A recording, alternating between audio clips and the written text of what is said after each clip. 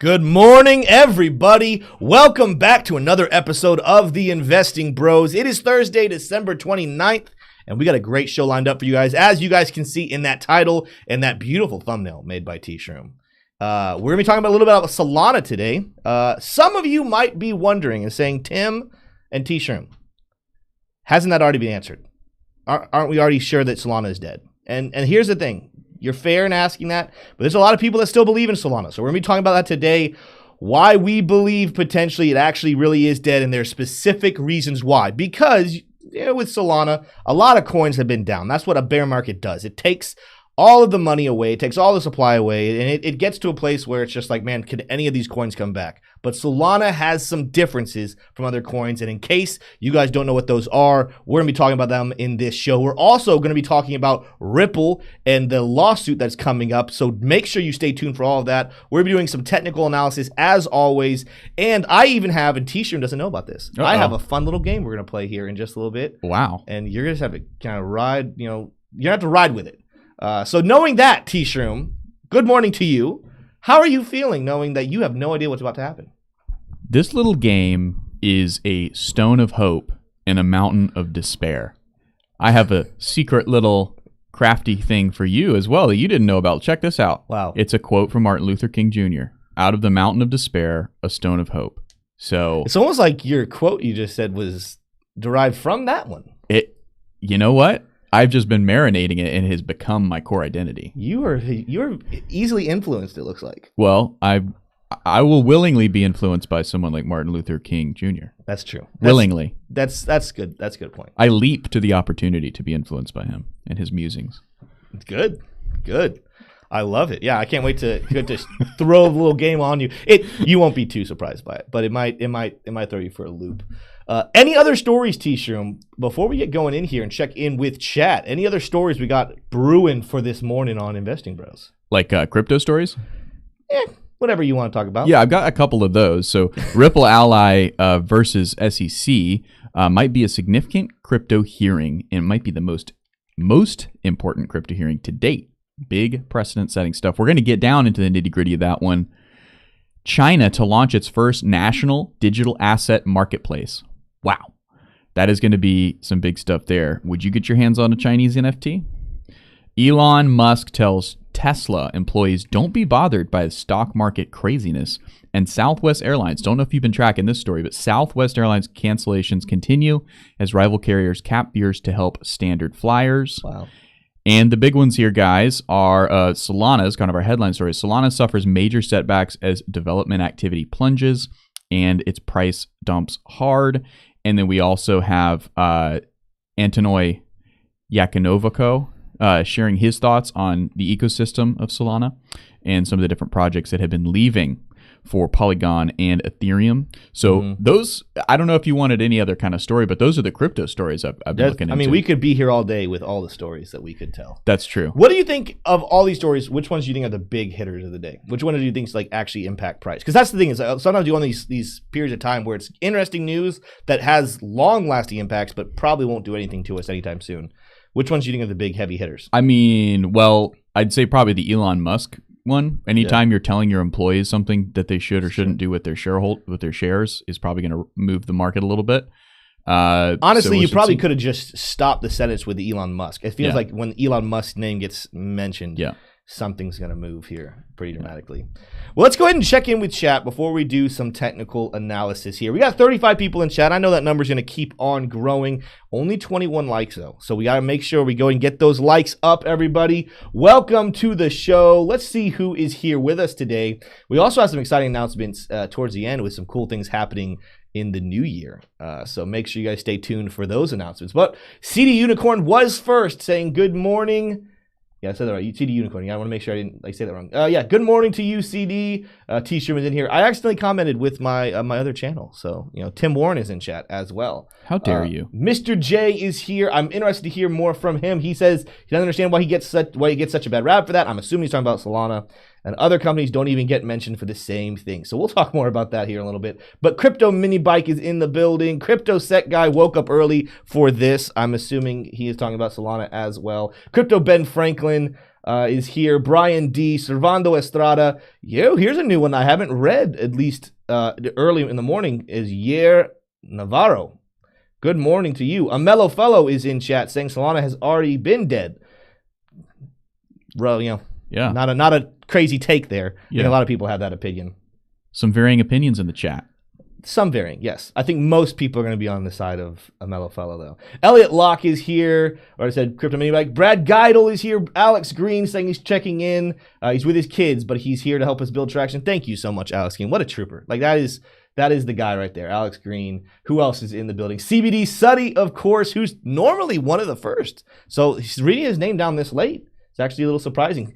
A guy named Steve Shrum is in chat. What are your thoughts about that? Well, he's my dad, and I wouldn't be here without him. Boom. And also, if you see my Twitter yesterday, at tshroom, I posted a video of my dad was able to sync up on 2 different monitors and 2 different YouTube accounts our stream and watched it. He's the GOAT of our viewers, for sure. He is. He's really pulling his weight. He is. Yeah. If you're not watching us on 2 or 3 accounts, what are you even doing? Are you even into crypto?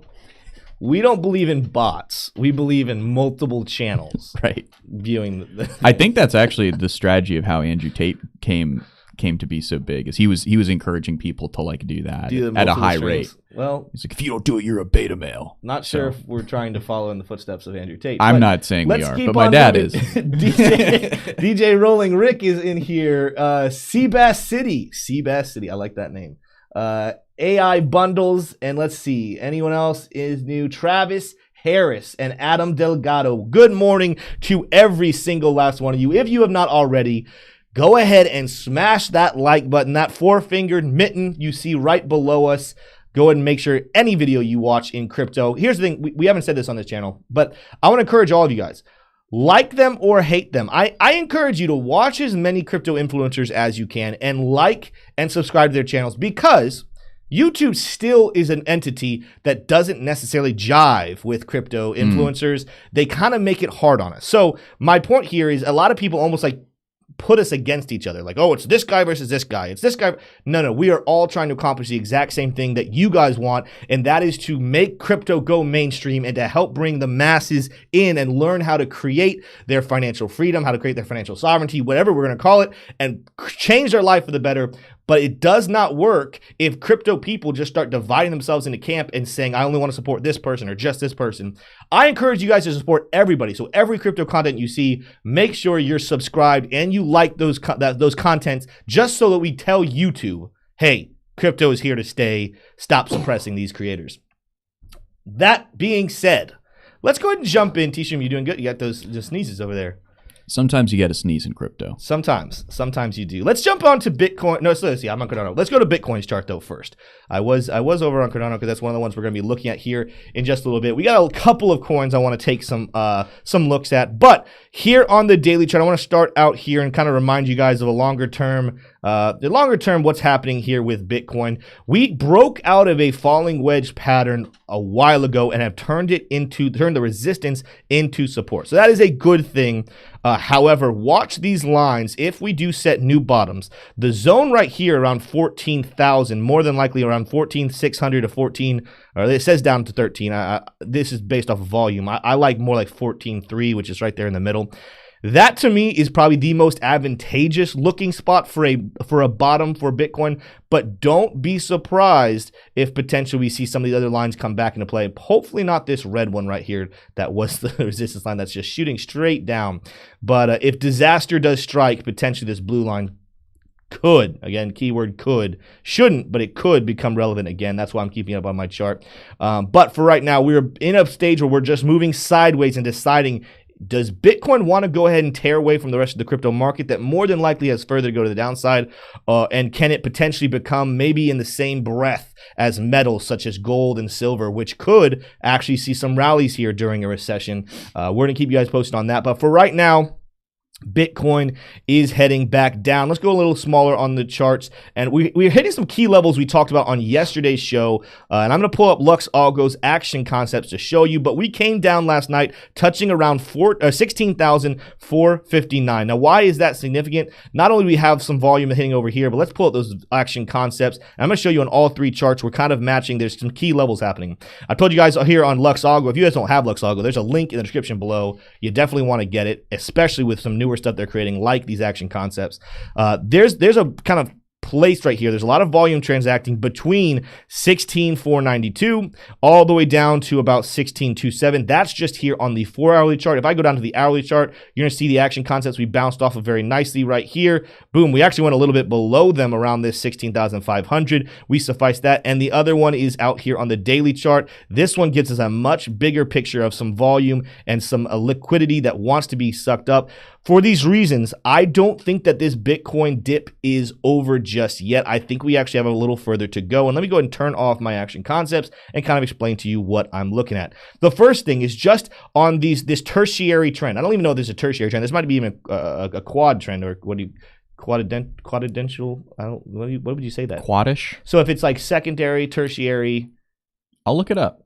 I have no idea. I feel like I've had this conundrum before, and I already forgot what the solution to the answer is. But anyway, my point here is you guys can see starting back here on the 19th of December, we started a small uptrend where we were setting higher lows. That is over now. When we came down and broke below this 16,700 and could not close, we actually ended up canceling that one out. We're setting lower lows. So we're kind of now sitting in a downtrend. That being said, we did bottom out in that level. I told you guys that action concept. However, this small little rally we have is not backed by necessarily a lot of bullish narrative. Yes, we have a little bit of volume that came into space, but that's pretty normal that when you're in a downtrend, you get a little bit of a relief and then you continue to fall. Again, I'm telling you guys, I'm looking at probably at the least coming back down into the lower $16,000 levels, potentially even dipping down to 16,000 itself and hitting some new lows that we had back here in November. However, for right now, let's look at some RSI and oscillator information. Yes, the Lux Algo oscillator on the 4-hourly chart is showing and flashing oversold right now. We got that green cloud coming in. However, the RSI isn't necessarily doing anything special. We didn't get any bullish RSI divergence here on the 4-hourly chart. We didn't even get below the 30. Yes, this is low, and we could see a small little rally, but I would not be surprised, especially with the fact that there's not necessarily any new breaking information about Bitcoin.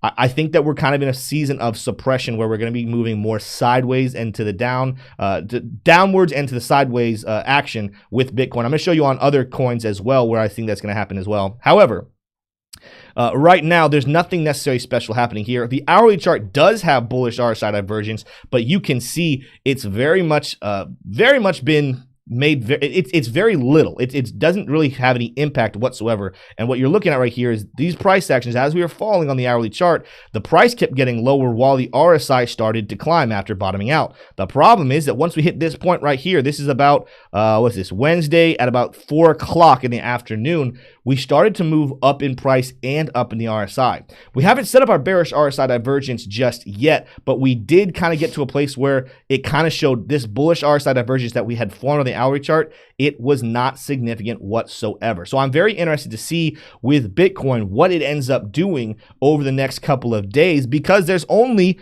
after today, 2 more days left of 2022. And here comes in the game that I'm going to surprise T-Shroom with. And I'm going to give you some time to think about this. And we'll cut here. I'm going to do some other coins and we're going to come back. But on Coffee and Crypto, we used to do our HODL trophy. Mm-hmm. And there are going to be games like that coming back in the new year. But this is an impromptu game that I came up with this morning during planning meeting that I didn't tell you about. We're going to compete to see which one of us can get closer to predicting where Bitcoin actually ends up finishing 2022 off. Ooh, so okay, get your thinking cap out. Make sure you're looking at the Bitcoin chart. We're gonna try to see who can win that one. And I already kind of know my area. I'm gonna have to confirm that a little bit, but we'll look at some other coins. You get your planning together, and then we'll address that. Let's move over to Ethereum, where Ethereum actually was hovering around right at 1,200. It's right below at 1199 right now. Similar to Bitcoin. Let's go out to the 4-hourly chart here. Similar to Bitcoin, it is also breaking lower low levels after falling below this little bottom we had here at about 1196. Yes, we're back up there, but our bottom last night came all the way down to 1181. So again, just like Bitcoin, we ended a little small tertiary or whatever the quad one is. Oh, I got the insert of that if you want to see it now. What was it called?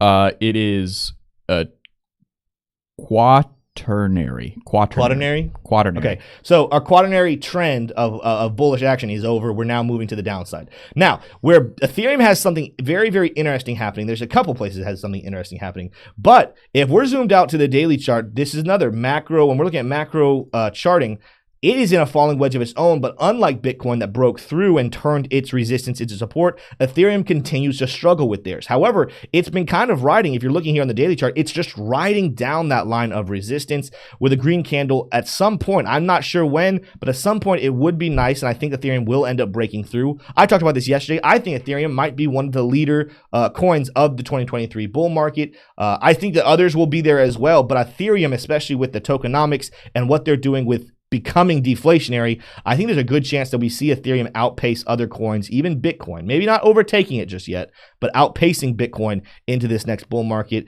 And again, there's some very, very, very bullish signs popping up for Ethereum. But I will zoom in here for just a little bit. There is a little bit of a trading channel that Ethereum has found itself in between the levels right here, the resistance of 1225, and you guys can see up to about 1235. It's not a huge zone, but then support levels that have been relevant all the way since back here in late November, down all the way around 1164, 1153, 52, give or take. I would not be surprised to see Ethereum get rejected once again at these levels and come back and retest this support level. I don't think Ethereum is going to be hitting new lows. Again, similar to what I was talking about with just a second ago, thinking it's going to outpace other coins. Bitcoin, I could still easily see seeing a new low in 2023. Even Cardano, I'm not convinced Cardano has seen its low just yet. But Ethereum is so far above where its bottom is. I think that a really bearish move for Ethereum potentially comes back down to retest around 1,000, but I don't see us, if we scroll all the way back here, I do not see us coming all the way back down to this $880 level for Ethereum unless we see something along the lines of like a Binance crash, something else that's super bearish where crypto looks like it's getting banned.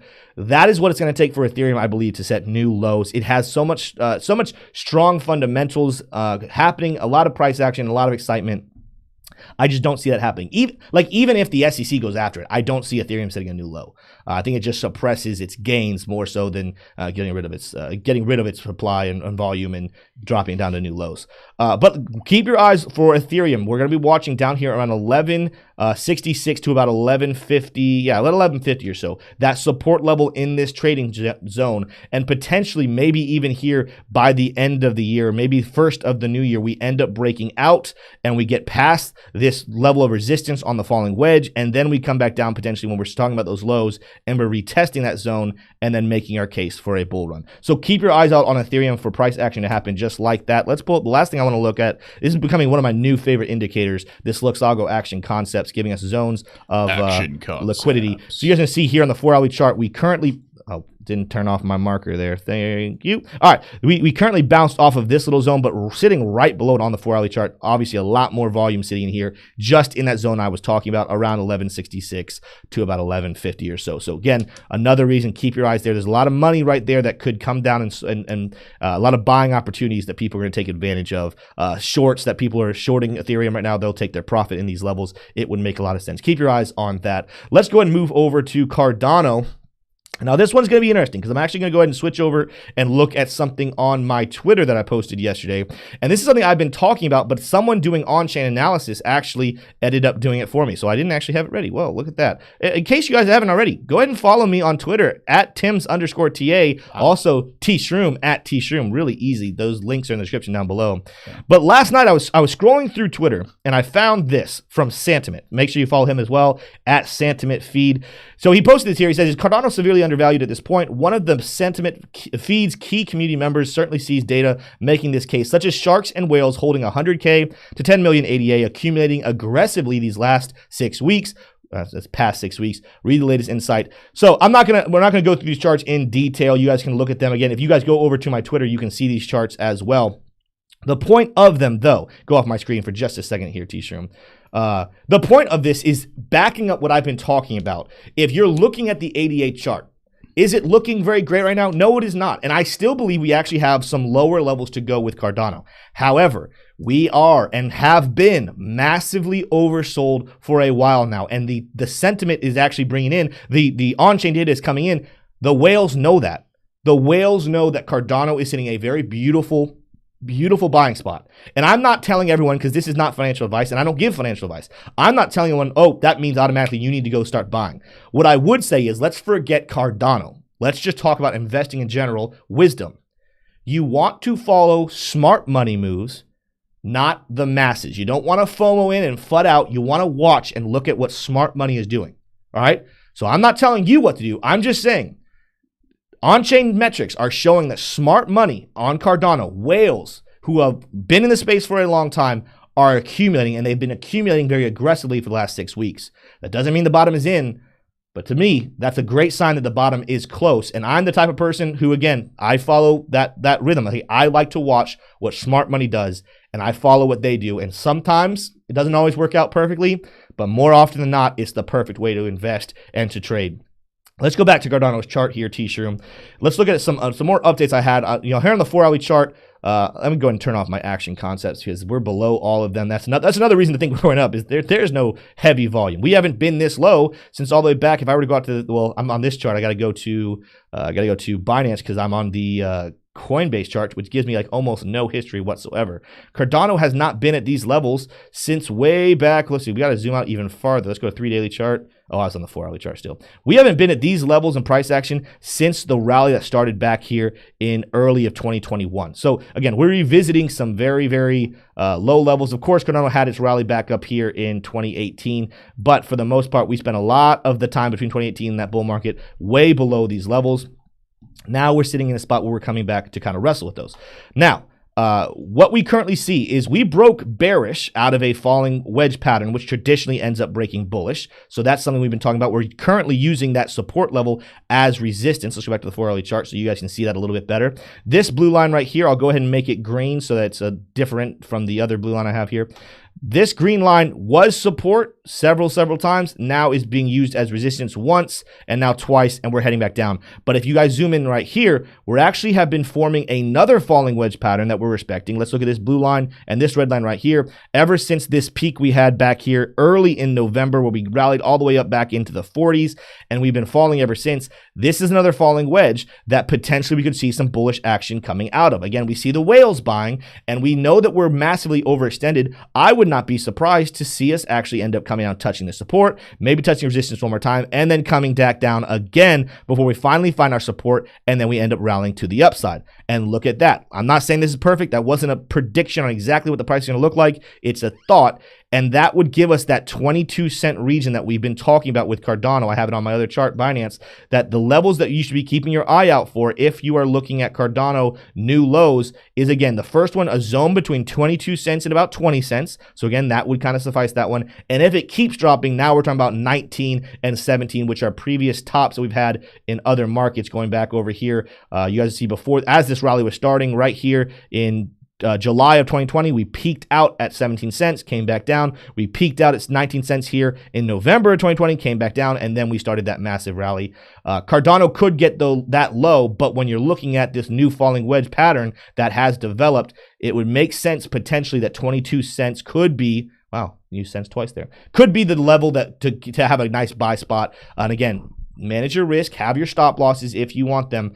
But I'm not trading Cardano. This would not be a trade opportunity for me. This is a DCA opportunity. I have a buy signal put in for 22 cents, and I'm going to go ahead and stick to that one and inquire more Cardano. And if we go lower, that's fine. In the long run, when Cardano's sitting up towards $15 here in the next couple of years, I'm not going to be too worried about if I bought at 22 cents or 24 cents or 35 cents or 45 cents. Heck, even the people that bought at $1 and are sitting right now crying their eyes out because their Cardano holdings are super low are going to be happy that they have 15x'd their Cardano holdings.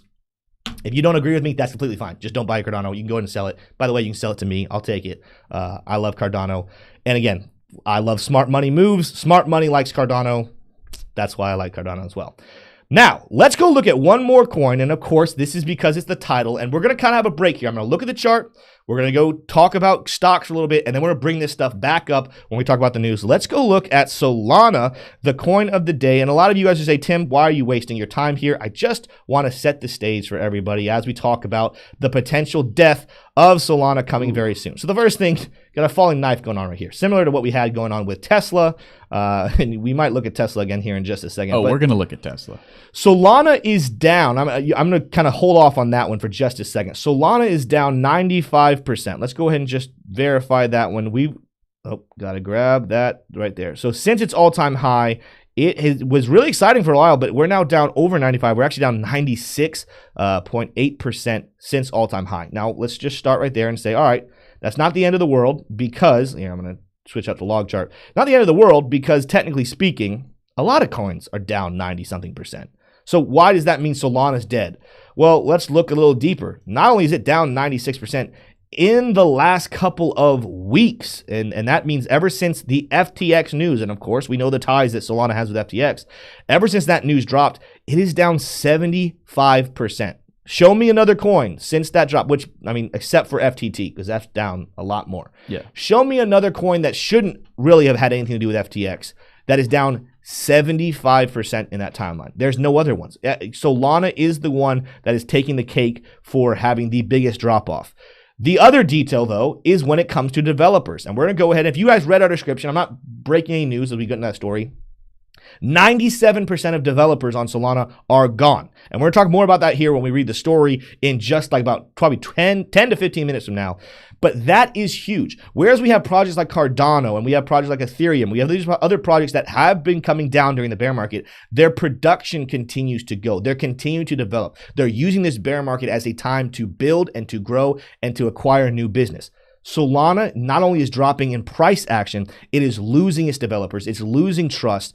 Their biggest backer, Sam Bankman-Fried and FTX, are on their own deathbed right now. So Solana is in a space, I don't know, A, if you could ever trust Solana ever again. And B, I don't think that anyone would ever touch it with a 10-foot pole because they've seen that speed that they had. Their only good thing going for them, that speed, was met with so many security risks.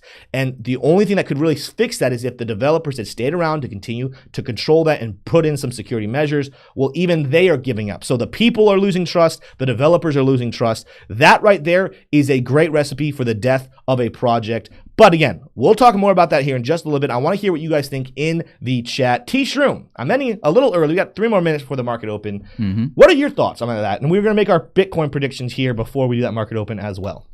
On Solana, I'm buying the dip. You're buying it? No, I'm just kidding. It was one of the most obvious things to me that Solana was way overrated, in my opinion. And it doesn't seem like that's going to be too unpopular of an opinion here, just kind of basing off the reaction from the chat. Although Eric Walden said he did not sell his Solana. Yeah, it's had outages. It's had outages. It's what you pointed out, 75% haircut, right? In the last couple of weeks. Since the FTX. I guess that's 8 weeks. There's just not a lot going for it at this point, especially as some of the major NFT projects move off of the Cardano blockchain. It came out because it was fast. And speed is important for the future, but right now, this 2023 is learning the lessons of 2022, which is all about transparency, integrity, and doing the right thing and going slow. Sound familiar? Cardano has been doing exactly that, and a lot of people in the industry have positioned Cardano right across from Solana, and so they have kind of butted heads all throughout 2022, and now they're both going down, but one is going down more, and you can kind of see the sentiment in the space is much more favorable towards Solana as people just are kind of diehards for it. There's a lot of cards still to fall in both places, but we're gonna cover Solana a lot more. Yeah. Well, let's do this. Before we go, I have my number ready, so I'm not gonna cheat. I'm not gonna try to pick around yours. Where do you think Bitcoin ends the year? Yes. So we're not gonna do hardcore picks here, and then I'm doing a hardcore. What do you mean? Okay, I thought you were just doing like kind of walking us back because you started January 31st at 11:59. January 31st, 11:59. Where is Bitcoin closing at? 2023. 2022. No, we're talking about the next 3 days. All right. Yeah. So I did a little analyses. Good. And I'll pull up my chart, and you can see here we're right at this nice little point of control for the VPVR here on the side. So, I mean, the tendency is to think it's probably just going to keep going sideways here. But looking at the Lux Algo oscillator, I think it's got a ways to fall a little bit. You're not seeing that orange. You're not seeing that green cloud form on mine, signaling a bottom starting to form in the oscillator at least. So what I'm going to say is I think it has some room to run to the downside. Okay. So I'm going to put it at, I think I said 6,400. Yeah, 16,400. So wow. Yeah. 16,400. That's all right. It's going to be extremely close. But it's January. The number is January at 11 a.m. Eastern Standard. January 1. Yeah, January. Well, it's where it closes. So we're gonna look at the year close, the monthly close, whatever. We're gonna look at that close on Monday morning, the 2nd, January 2nd. We will decide who the winner is. We'll know who the winner is before that, but we'll announce it to the audience. Okay. In case they miss it. All right. So you want 16.4 even, right? I do. All right, so I'm going to go. I believe that we actually might in that timeline come down all the way towards 16.3, but I had a bounce back up, and I'm promising you, I told you I'm not cheating on this. I said 16,380, so I got $20 lower than you. So as long as Bitcoin ends up falling lower than 16,400, I feel good about my chances. And although I'm pretty confident unless a rally comes in, then you're going to be able to win I'm pretty confident in the Lux Algo oscillator here, but anything could happen. I don't think there's going to be a lot of buyers just at the end. And we actually had a question we could dive into here because it's kind of convenient. Somebody asked, T-Shroom, do you think alts are just dumping because of tax loss harvesting? That was from Eric Wallen. And so the answer to that is, yeah, I think, but I would have to imagine a lot of that tax loss harvesting has happened already. If people like strategic long-term investors are thinking about that, they would have probably already done that by now. And so I don't think that there's going to be a ton of sell-offs for that, and so there's not going to be as much. Yeah, I agree. I just don't think there's going to be a lot of movement. Period. There's probably enough to make the market go down. There's probably enough to make us go down, but I agree with you. I think a lot of them have done that already. That's the beautiful thing about this year is almost nobody has to worry about capital gains tax. I saw a meme about that. It was like his son talking to his dad, like, Dad, what is a capital gains? It's like, son, you don't have to worry about it this year. I'll teach you next year. That's so funny. Yeah. Now let us know in chat what you guys think. Where will Bitcoin close? And my brain's already cooking on what the game's gonna be for the new year, how we're gonna do our game in the future. Instead of doing exact close, I think in the future what we'll do is where will be the highest point during this week. Yeah. And then we'll make those predictions on Mondays, and we'll have our winners on Fridays and stuff. Yeah. No, that's good. That's good. So we've got a lot of ground to cover. I had one lingering joke though. I hope that the IRS was not counting on capital gains tax this year to help fund the government. We'll see. Probably not, because they've got that printer and they can just set it into overdrive. We've been working on that joke for a while. As long as inflation, no, they can't, because inflation will prohibit them from doing so. You ready to get into these stories, Tim? Dude, I am so ready to get into these stories. All right, which we're doing. Are we doing market open first, or are we gonna do stories first? I think we have the market is kind of like it's open now. You know what's happening in the market. Come on. Started out. You know what's happening. Little green, little red. Kind of mixed. Little green, little red. Yeah, that's our market analysis. No, we'll dive into that a little bit, but let's get through some of these stories because I want to make sure that you guys are into this and keeping up to date. So Ripple's ally here, Library coin versus the SEC. It's a big case, and I'll try to get through the details as fast as possible. But this is important stuff. So because it's precedent setting. This guy here, John E. Deaton, is a lawyer for Ripple, and he's been kind of playing from the sidelines here for the Library case because it has implications. So he cites his reasoning. According to him, a major issue is that the SEC is seeking disgorgement against the non-party entity, which has huge implications and could set a very bad precedent. He says this proposed language could theoretically allow the SEC to reach into the secondary market and disallow transactions from individuals who are only users of the platform and have never acquired LBC for investment reasons, LBC being the coin for Library. Again, this is Library, not Ripple. What's up? Before we continue, similar because I had the same question this morning, so now I've been educated. In case anyone out there is wondering, T-Shroom, what the heck is disgorgement?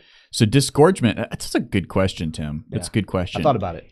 If I started a Ponzi scheme, right, and I made $2 billion, and that $2 billion is what the government or the SEC or whoever is coming after me, Department of Justice, is trying to get back. It's all the illegal funds that I have gotten. And if I've invested all that into RVs or oil or real estate, they get all that. So that's the disgorgement of an entity trying to seize back all that illicitly gained, all the fraudulently gained wealth. So this is that word applies also to the Democratic Party with SBF at FTX. I have no comment on that fine institution of the Democratic Party of the United States. We're going to keep moving. Third, the SEC is inappropriately seeking punitive disgorgement in the non-fraudulent case.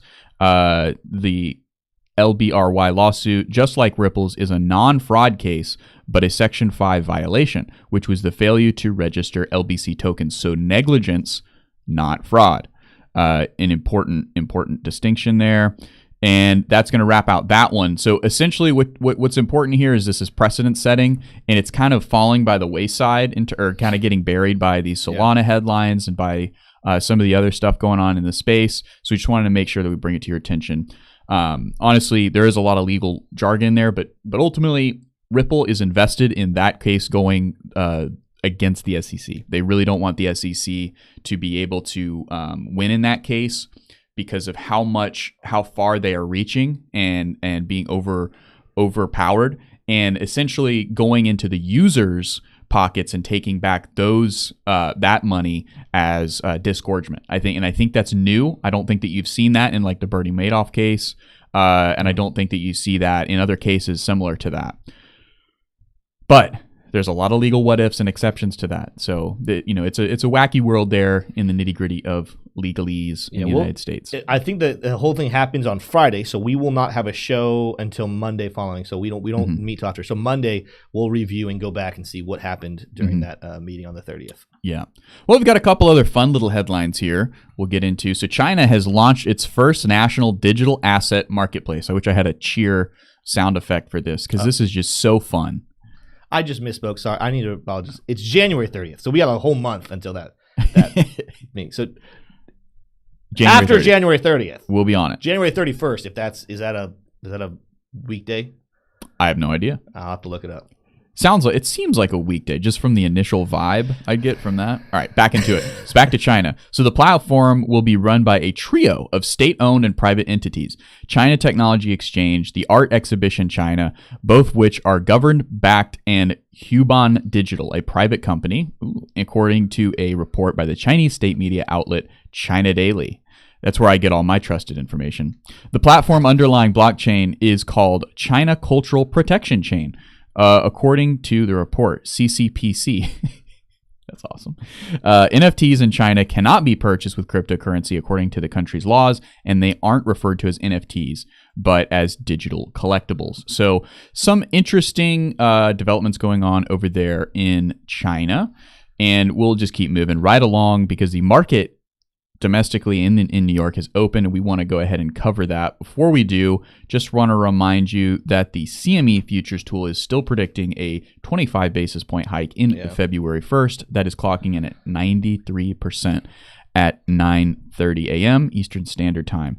So let's take a look at the world market open. We haven't done this in a little bit, so I wanted to make it happen for you guys. This morning, China has closed red across the board. What you got, Tim? No, do you think I'm looking at something? All right, no worries. Europe has closed mixed. Well, it's not closed. It's going to close at 11:30 EST. In his currently trading mixed, with a slight bias to the upside, and the New York Stock Exchange is opening lower, markedly lower, down 1.2%, as we will see here on the charts. Let's get into it. Energy. We'll start with energy. Top of the watch list. Big stories from 2022 was energy. So let's take a look at that. Well, natural gas coming down yet again. I was lucky enough to have a little time yesterday to get my head around this trade. For those of you who don't know, and I doubled up on my cold. So on this is the reverse ETF of UNG, and it's rallying today. Wow. So you can see here up quite a bit. Just gap after gap. Eventually, this is this is going to reverse. So I've got a pretty tight stop loss strategy for that. That's natural gas, and I'm invested, so we spend a little bit more time on that, guys. Oil down 1.2%. We'll check on that really quickly. Yeah, you can see it's just continuing this trend to the downside. It was not successful in getting above 82, so it's kind of making a run for that back up here to see if it could test back where those wicks were reaching up. Unsuccessful. So oil more than likely coming back down with this momentum, as you can kind of see the Lux Algo is still saying that it's reaching, as you see these lines kind of still going up.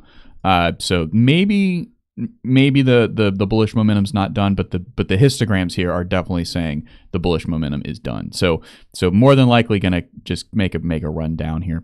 The indexes here domestically in the United States, all green. So I don't know why that this one is saying that they're red.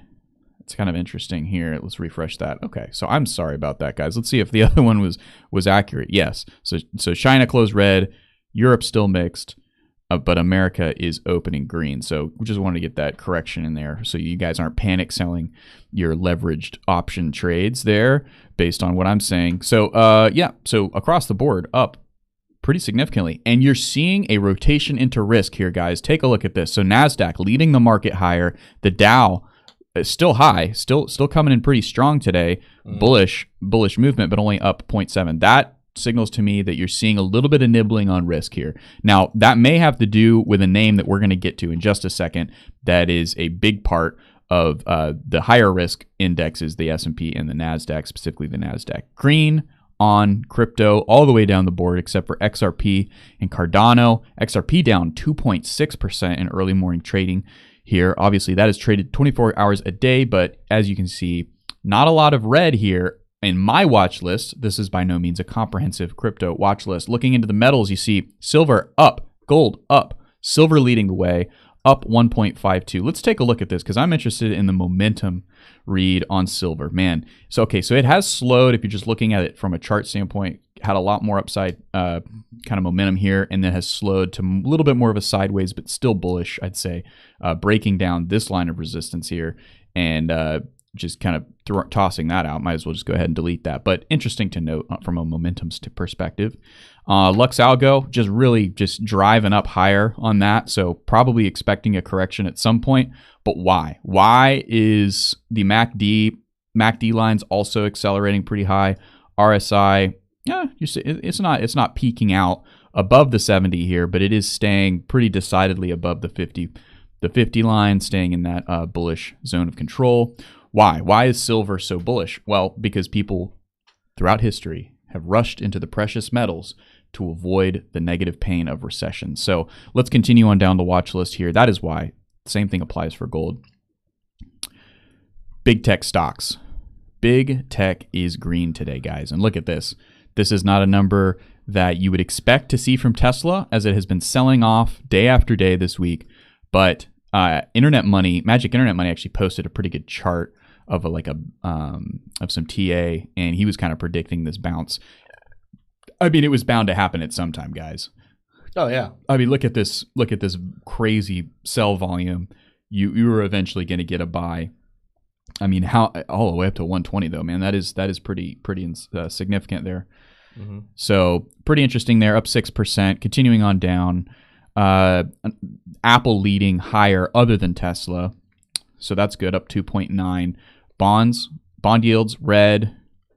Dixie, red, down 0.5. As you see, kind of a decelerating bear channel here. It's broken out of that support. So kind of just showing that it's also trading to the side. And Lux Algo showing that the Dixie is starting to gain a little bit more bullish momentum here, but still, not moving up higher towards its 200-day moving average, still moving sideways as its 200-day moving average, still accounting for this giant move, this gigantic move higher, 200-day moving average, still waking up to the reality that it has corrected there. So moving back, cannabis up, small cap tech up. Don't know what's going on here with the white ticker here. I'm not sure what's going on with that. But then you also get your oil producers up moderately. A modest movement up. We did oil yesterday, so we will ignore that. Let's check out Robinhood stock today, up almost 3%. It's had a kind of a scary. This is a longer view, going on looking at the entire year here. But as you can see, the story of Robinhood is it's kind of stayed around this $10 price point. Hasn't really deviated too much. It did not even tickle 20 this year. So, but it also fell short of going down to 5. So it's staying in between that range, a pretty wide range, but hey, it's mid-cap tech. So that's going to round out our market open here. Ready to get into the big Solana story here, Tim? I am ready. I think there's one more thing I was looking at, and I think is interesting. This is something I was talking about before. Yeah, let me go here. I don't know why that's acting like that. Look at what we have happening with the Dow Jones here. Doing exactly what we predicted. Oh, I have my Bollinger Bands up. I don't need those right now. Remember we talked about this resistance zone that we'd been in for a while with Dow Jones, and unlike the S&P 500 and unlike NASDAQ, it actually broke out of its resistance level. And I'll show you guys that. This is the S&P 500. We rejected on it. The NASDAQ, we rejected on it. Unlike that, now Dow Jones, it actually broke through. And just as I predicted, we're going to come back down. We are now found support on this one. So I'm actually really interested to see, again, as we see some of this stuff happen in the quarter one, I'm interested to see, do we continue to hold above this resistance level on the Dow Jones, or do we break back down into it? But this was interesting. I wish I'd been looking at this the other day and potentially invest in the Dow Jones right there at that support level. So yeah, it's interesting, right? Because you could also make a case that the Dow Jones is overbought and that it's going to come down and correct in the same way the S&P and the NASDAQ have. So you may want to take the short on the Dow. But right now, it's almost, the Dow Jones is almost acting as gold and bonds. While gold is kind of playing along, bonds not so much. The Dow Jones is almost acting as the rush to safety, and that may be an indication of just how early we are in this recessionary cycle. Is that the Dow Jones is still, it's equities. There's still risk there for sure, but money is cycling into that before it goes into the scarier cave, right? The higher protection assets like gold and silver and other precious metals there. So, although you are we went through the charts, you are definitely starting to see a rotation into those precious metals. Well, we'll go ahead and get into these little firecracker stories here before we get into Solana. I won't get too deep into them, but here, important things to know about the economy we're messing with here. Elon Musk tells Tesla employees, don't be bothered by stock market craziness, guys. Just keep working hard. Tesla shares have plummeted 42% in December and are poised to close out their worst month, quarter, and year on record. Musk sold tens of billions of dollars worth of his Tesla shares this year, in part to finance a $44 billion purchase of Twitter. And he is urging employees to stay focused and not pay attention to the stock market. Guys, quit watching CNBC. Quit watching those excellent investors over at the Investing Bros, says Elon, as he finds out that his entire staff has just been glued to our stream. Also taking a look over here at Southwest cancellations continue as rival carriers cap fares to help standard flyers. So Southwest, I don't know if you guys have been following this headline here, but Southwest canceled another 60% of its flights. This is really, really bad. The FAA is looking into this, investigating it, and could potentially come down on Southwest Airlines pretty hard. The meltdown has drawn scrutiny from lawmakers and the Biden administration, and the Transportation Secretary Pete Buttigieg urged other carriers to cap fares. So things are looking pretty crazy here over at Southwest Airlines. But ready to get into Solana. This is one of the co-founders here, Antonoi Yakovenko. Obviously a Eastern European name there. Solana's co-founder shares thoughts on ecosystem's biggest NFT projects leaving for Ethereum and Polygon. Going to briefly read his thoughts here as his reaction to those big projects leaving. Solana unicorns like Magic Eden, Phantom, DeGods are going multi-chain. It's bittersweet to watch. It would be awesome for them to 100% focus on Solana. But the reality is that these projects want to conquer the world. So does the Solana community. The goal is to onboard everyone in the world to self-custody, and the path there is hard. These unicorns figured out product market fit in an insanely competitive market. They were built on Solana because Solana is where the best products can be built, says the co-founder. There will be users of other chains that for the first time try Solana because of me. Phantom, and DeGods, and they will be blown away by the experience, and they will tell all their friends. What Solana needs is 20 more unicorns that are so ambitious that Solana can't contain them.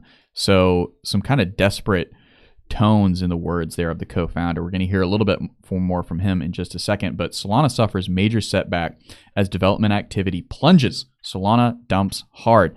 The disgraced founder of FTX hyped Solana and its ecosystem frequently for years.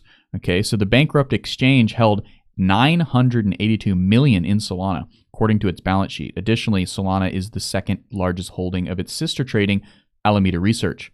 Zooming out, Solana lost over 85% of its value since its all-time high in last November. A crash of this magnitude has shaken even the most resilient investors to its core. Once heralded as an Ethereum killer, the development activity on the network has taken a toll as well. Developers are no longer seeing any advantage to using the network and are currently in a near-death state. Not the developers, the network. Not very good headlines coming out of Solana, but it doesn't stop there. Solana co-founder, again, told you we're going to hear from him again, Antonoi Let's just call him Yakovnevko. I want to get it right. Yakovenko. That's a fun name. To be honest, I'm bullish on Solana just because of that fun name. I think in the long term, Yakovenko. I don't know. Yeah, you spice it up a little bit. Venko. Yakovenko. Yeah, there we go. Why were you saying like that the whole time? All right. He said this. I think in the long term it's really good. Referring to you'll find out in this quote here. I think in the long term it's really good. We've always heard really negative criticism about FTX's involvement in the Solana ecosystem and that concentration of ownership stake. So it feels like ripping off a Band-Aid. Yeah, I love it when people sell out of my project. When my majority shareholders go ahead and sell out, it's just like ripping off a Band-Aid. That's probably the best reason to feel good about Solana. That is as dumb of a statement as if Dogecoin people said, "Yeah, I can't wait for when Elon Musk finally disowns Dogecoin." Yeah, it'll be like ripping off a Band-Aid, and then we can really start going. Yeah, he was just kind of the monkey on our back. He was weighing us down because he was so focused on those other lame projects of electronic vehicles and free speech and space travel, that kind of stuff. People aren't interested in that. That's old news. That's boring.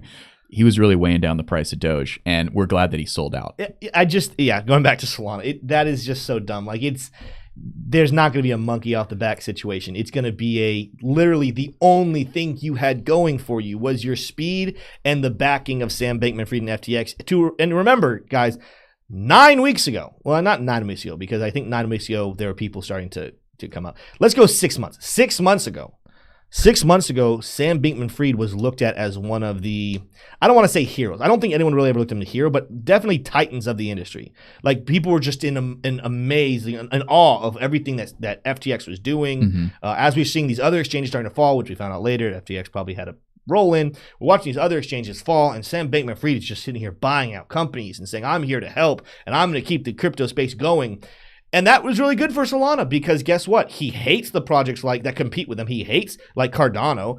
He was helping them. He wanted them to overtake things like Ethereum, of course. And we're seeing that now start to flee from Solana back over into Ethereum and Polygon and stuff. But the point is, he wasn't a monkey on your back. He was the elephant taking the entire train down the road. Like he was doing everything. And now that he is gone for Solana, you have all those outages. So people already, like there was two sides of the fence. There were Solana lovers and there were Solana haters.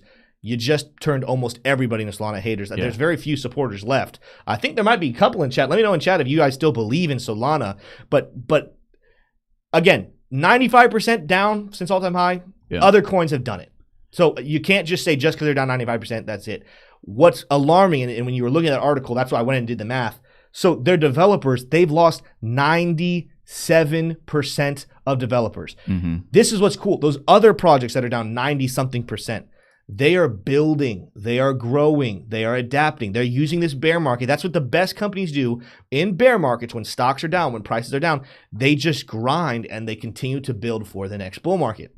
Well, Solana is not able to do that. They're literally having to lay off people. They're literally have developers leaving. They are dying by the wayside. So the only thing that could be going for them is actually down even more so than their price. Yeah. For those reasons, like the trust is sitting at absolute, like probably 0.0002%. Yeah. The fundamentals are gone. They never were there. They were known for their shutoffs. They're known for their problems, outages, and now they have no outages. Now they have nobody sitting there to actually go in and fix all the projects to be the Ethereum killer. Like that's what they were called. Let's remember, 6 months ago, people were saying, "Oh, like forget Ethereum being the Bitcoin killer. It's Solana's going to be the Ethereum killer." 6 months ago, that was what people were saying.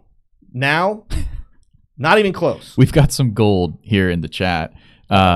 One of them's literally Agent Gold. Wow. Saying, might be ripping off the Band-Aid that was holding your torso onto your legs. That says it really, really well. Matt C has another good take. It's like saying that you're happy to find out that your girlfriend is sleeping with your best friend. Oh, that's fantastic news. And then CryptoSec guy said, can you ask another question?